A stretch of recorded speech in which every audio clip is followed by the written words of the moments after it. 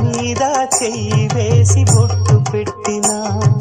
తాళి బొట్టు మెడను కట్టి బొట్టు పెట్టినా తల మీద చెయ్యి వేసి బొట్టు పెట్టినా తాళి బొట్టు మెడను కట్టి బొట్టు పెట్టినా సన్ని కళ్ళు తొక్కినా సప్త పదులు మెట్టినా సన్ని కళ్ళు తొక్కినా సప్త పదులు మెట్టినా మనసు మనసు కలపడమే